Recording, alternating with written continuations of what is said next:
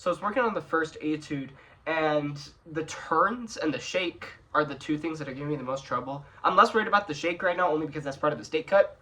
So I have to worry about that being really clean a little bit later than this, but the turns are more immediate.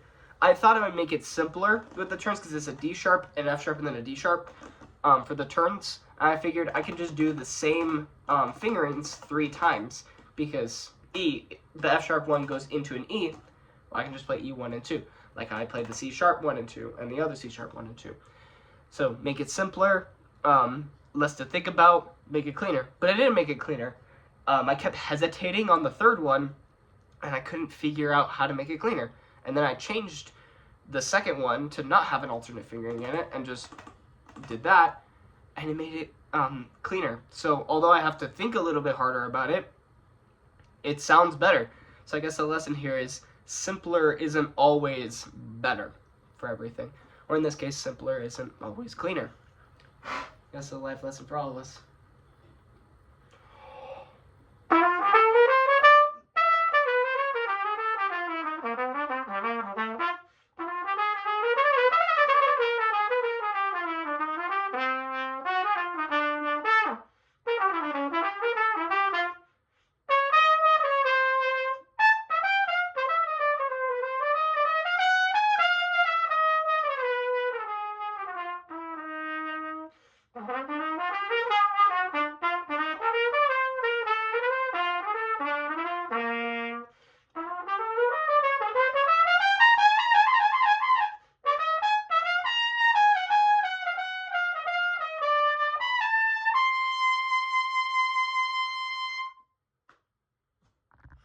So,